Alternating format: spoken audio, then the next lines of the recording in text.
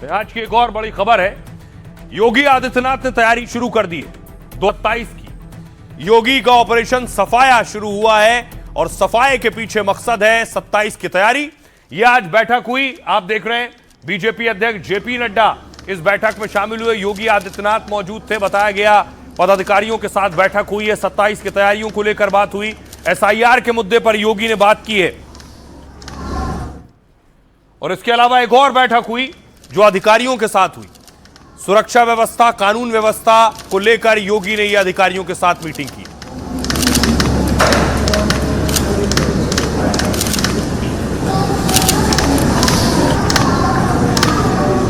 इधर कानून व्यवस्था पर बैठक चल रही थी, उधर कानून व्यवस्था का इंतजाम चल रहा था। एनकाउंटर हो गया 2 का। तेरे बाप का नाम क्या है? तेरे बाप का नाम क्या है? जी मेरे बाबू का नाम सही है। तेरा नाम क्या है? सादिक। कहाँ का रहने वाला है? मुरादनगर। चला से लो, चलो चला से लो।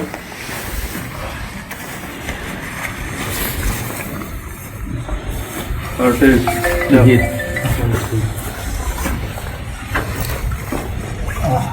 तो पैसे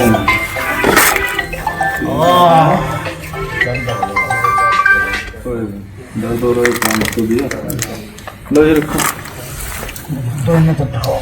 आप देख रहे हैं पुलिस ने दोनों का एनकाउंटर कर दिया है और जमीन पर चित्त पड़े। तेरा नाम क्या है? कहाँ का रहने वाला है? तो न सिर्फ एनकाउंटर बल्कि अखिलेश यादव के करीबी नवाब का नाम सुना होगा आपने। एक और तस्वीर देख रहे हैं आप सिराज की। सिराज जो डकैत था और इनामी था 1 लाख रुपए का, उसको एनकाउंटर में ढेर कर दिया है पुलिस ने। सहारनपुर की तस्वीर आप देख रहे हैं।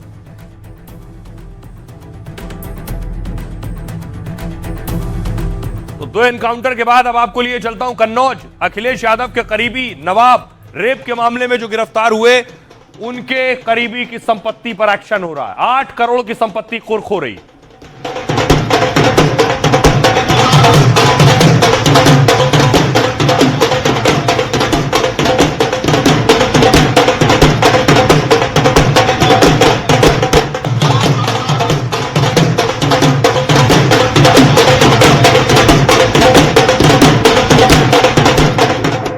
तो कानून व्यवस्था को कैसे टाइट करना है, बाबा उसकी तैयारी कर रहे हैं क्या? एक और तस्वीर देखिए।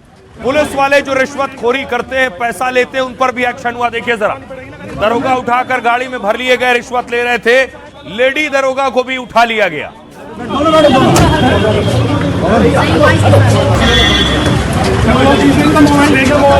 मोबाइल बात करवानी पड़ेगी ना।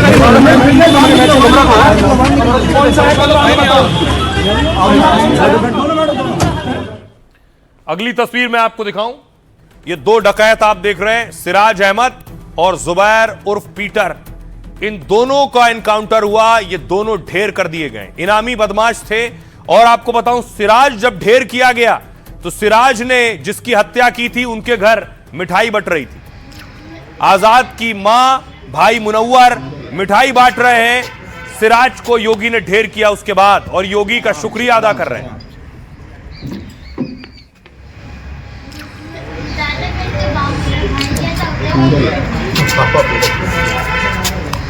पहले तो योगी बाबा को मैं धन्यवाद करती हूँ कि हमारा जो ये सुनवाई हुई और ये काम हुआ, बहुत हमें खुशी हूँ। और आज मुझे बहुत बड़ी खुशी मिली है कि आज मुख्यमंत्री ने मुझे इंसाफ दिला दिया और वैसे इंसाफ दिलाते रहे। बहुत ही ज़्यादा आज खुशी मिल रही है और सबसे पहले अपने माननीय मुख्यमंत्री जी को धन्यवाद देना चाहते हैं। योगी का आभार जताने वाले उस आजाद अहमद के परिवार वाले हैं जिसकी सरेआम हत्या का आरोप सिराज अहमद पर था। उसी सिराज को योगी फोर्स ने ठोक डाला है। जैसे ही बेटे के कातिल का एनकाउंटर हुआ तो आजाद की मां, पिता और भाई मुनव्वर लड्डू बांटने लगे, योगी का आभार जताने लगे। आज इतनी बड़ी खुशी आज मुख्यमंत्री जी ने हमको दिया है और दिल की गहराइयों से हमेशा दुआ रहेगी कि उनकी उम्र इस तरह बढ़ती रहे और अपराधियों को ढेर करते रहें। अपराध मुक्त उत्तर प्रदेश बनाना ही तो योगी आदित्यनाथ का मकसद है। इसलिए तो 2027 में फिर जीत की तैयारी का आगाज 3 मोर्चों पर कर दिया है।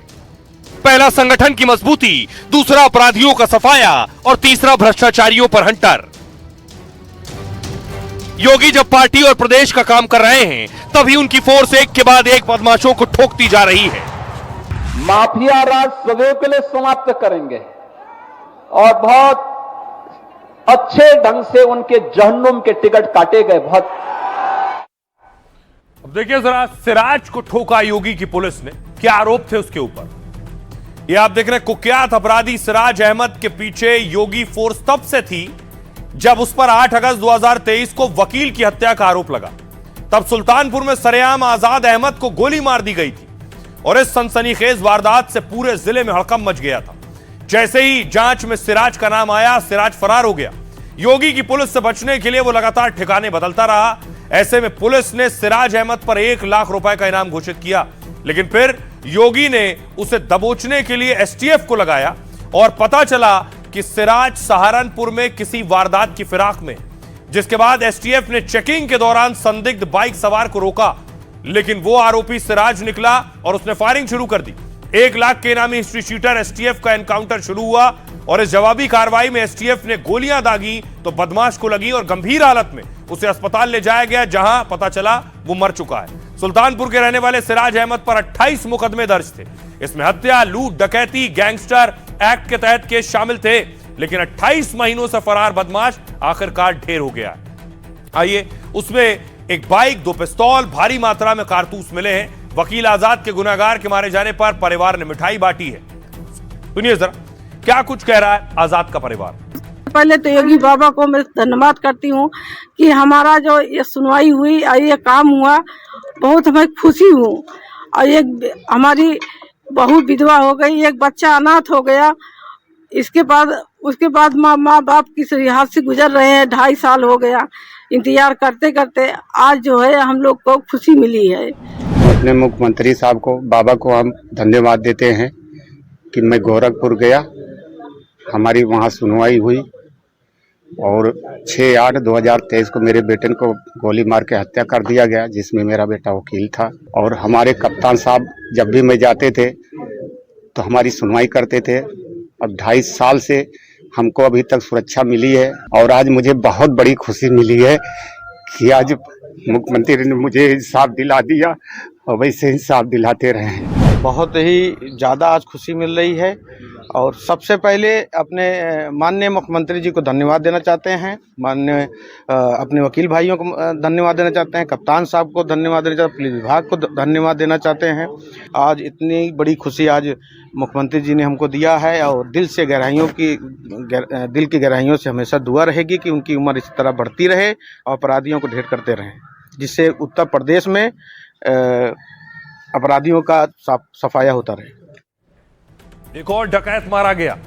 लगातार ताबड़तोड़ एक्शन शुरू हुए 27 से पहले। ये आप देख रहे हैं जुबैर उर्फ पीटर की। जुबैर भी इनामी बदमाश था। अगली तस्वीर देखिए, जुबैर को पुलिस ने एनकाउंटर किया। ये वो टीम है जिस टीम ने जुबैर को एनकाउंटर में ढेर किया है।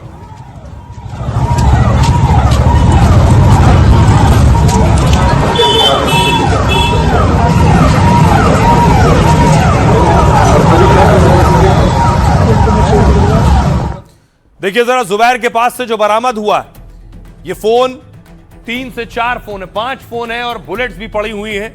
ये सारी बरामदगी हुई है। इसके अलावा जुबैर के साथ मुठभेड़ में एक पुलिसकर्मी भी घायल हो गया है, जिसके सीधी बाह पर गोली लगी।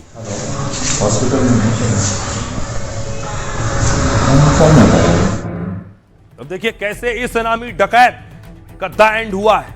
तरह से उत्तर प्रदेश में आज 2 घंटे में 2 एनकाउंटर हुए। उसमें एक एनकाउंटर बुलंदशहर के पास सुबह 3 बजे हुआ और यहां पुलिस ने इनामी डकैत जुबैर उर्फ पीटर को ढेर कर दिया। 2 महीने पहले जुबैर पर 50,000 का इनाम घोषित किया गया, क्योंकि उस पर यूपी, दिल्ली, उत्तराखंड में 60 मुकदमे दर्ज थे। इनमें लूट, डकैती, चोरी और गैंगस्टर एक्ट के केस हैं। ऐसे में यूपी के कई जिलों की पुलिस जुबैर को ढूंढ रही थी। तभी बुलंदशहर में उसकी मौजूदगी की जानकारी पुलिस को मिली। योगी को फोर्स को पता चला कि किसी वारदात की फिराक में है ये, और चेकिंग के दौरान जुबैर साथी के साथ बाइक पर आ रहा था। पुलिस ने उसे रोका, लेकिन वो रुका नहीं, बाइक दौड़ाने लगा। लेकिन तुरंत पुलिस पीछा करने लगी तो इसने फायरिंग शुरू कर दी। मेरठ की तरफ भाग रहा जुबैर आगे था और पुलिस पीछे पीछे थी। दोनों तरफ से घिरे जुबैर को पुलिस ने सरेंडर के लिए कहा, लेकिन बदमाशों ने पुलिस पर फायरिंग शुरू की, जिसके बाद एक पुलिसकर्मी के हाथ में गोली लगी, वो घायल हो गया है। तभी दोनों ओर से एनकाउंटर में ताबड़तोड़ गोलियां चलनी शुरू हुई। आखिरकार पुलिस की गोली से बदमाश जुबैर ढेर हो गया। जुबैर के पास से पिस्टल, जिंदा कारतूस और 5 मोबाइल मिले हैं। सुनिए जरा बुलंदशहर के एसएसपी क्या कह रहे हैं। बदमाशों ने घिरते देखते हुए पुलिस पार्टी पे कई राउंड फायरिंग किया। आत्मरक्षा की गई फायरिंग में बदमाश को गोली लगी, जिससे वो घायल हुआ। एक पुलिसकर्मी भी घायल हुआ, जिसको अस्पताल भेजा गया। घायल बदमाश को भी अस्पताल भेजा गया, जहां डॉक्टरों ने उसको मृत घोषित कर दिया है। अभी तक जो जानकारी मिली है, अभियुक्त का नाम आजाद उर्फ पीटर उर्फ जुबैर है। तो भाई अब आपको बताऊं, एनकाउंटर और अब देखिए कैसे बड़े लोगों पर एक्शन हो रहा है और बड़े नेताओं के करीबी जो है, अखिलेश के करीबी नवाब की संपत्ति पर एक्शन हुआ है। 8 करोड़ की संपत्ति बताई जा रही है।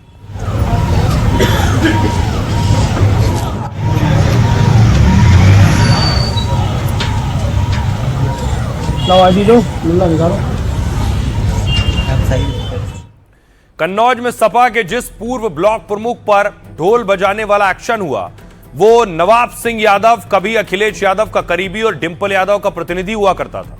अब नवाब के साथ उसके भाई नीलू यादव की 8 करोड़ से ज्यादा की संपत्ति डुगडुगी बजाकर इसलिए कुर्क की गई क्योंकि नवाब सिंह यादव रेप का आरोपी है। उसको 11 अगस्त 2024 की रात में पुलिस ने चौधरी चंदन सिंह महाविद्यालय से गिरफ्तार किया था, जबकि उसके भाई नीलू यादव को साक्ष्य मिटाने और पीड़िता को धमकी और लालच देने के आरोप में गिरफ्तार किया गया।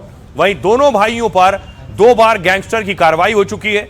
नवाब सिंह यादव बांदा जेल और नीलू यादव कौशाम्बी जेल में बंद है। अब करीब 1.5 साल के बाद आरोपियों की संपत्ति पर ताला लग गया। प्रशासन ने दोनों आरोपियों की संपत्ति को कुर्क कर लिया और इसके पीछे वजह थी 15 साल की नाबालिग से रेप का आरोप, जिसमें योगी की पुलिस ने कार्रवाई की है। सुनिए जरा इस मामले में एडीएम क्या कुछ कह रहे हैं। अभियुक्त नवाब सिंह यादव द्वारा अवैध गतिविधियों से अर्जित 5 संपत्तियों को कुर्क किया जाने की कार्रवाई की जा रही है, जिसमें प्रथम हमने यहाँ पे यूसुफ बख्श भरवान की ये जो संपत्ति जो हमने कुर्क करी है, इसकी अनुमानित लागत कीमत करीब 1.5 करोड़ के आसपास है। इसके बाद अभी अन्य शहर के आसपास और शहर के अंतर्गत और भी उसकी संपत्तियां हैं। टोटल 5 में से जो 4 अभी बाकी हैं, उनके भी आज ही के दिन कुर्की की जाएगी। अब इस बीच एक और खबर आई, आपको लिए चलता हूं। कैसे एक लेफ्टिनेंट कर्नल पर आरोप लगा है रिश्वत के आरोपी से कैश मिला है और बताया जा रहा है कि लेफ्टिनेंट कर्नल पद पर थे और यह रिश्वत का पैसा उनके पास से मिला है और बाकायदा सीबीआई ने गिरफ्तारी की है। Central bureau of investigation CBI ने आरोपी अफसर पर यह पोस्ट किया है। अब देखिए, रक्षा मंत्रालय में यह अफसर था। गिरफ्तार लेफ्टिनेंट कर्नल दीपक शर्मा रक्षा मंत्रालय में तैनात थे। तभी सीबीआई ने लेफ्टिनेंट कर्नल के घर छापा मारा, करोड़ों रुपए जब्त किए। दीपक कुमार शर्मा के घर से 2 करोड़ 36 लाख रुपए बरामद हुए।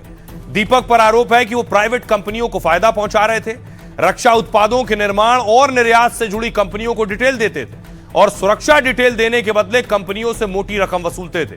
लेफ्टिनेंट कर्नल पर बेंगलुरु की कंपनी से 3 लाख रिश्वत लेने का आरोप है। दावा है कि कंपनी से जुड़े लोग इसके बदले सरकारी फायदा भी लेते थे। आरोपी दीपक की पत्नी काजल शर्मा भी सेना में कमांडिंग अफसर हैं। वो पाकिस्तान बॉर्डर से सटे श्रीगंगानगर कैंट में कमांडिंग अफसर हैं। सीबीआई को तलाशी के दौरान काजल के घर से भी 10 लाख रुपए मिले हैं। सीबीआई ने दोनों अफसर पति पत्नी को 23 दिसंबर तक हिरासत में रखा है। सरकार के इस एक्शन के बाद रक्षा मंत्रालय का बयान भी सामने आया। मंत्रालय ने कहा कि भ्रष्टाचार के खिलाफ 0 टॉलरेंस नीति हमेशा रहेगी और हर जगह भ्रष्टाचारियों के खिलाफ लगातार कार्रवाई की जा रही है।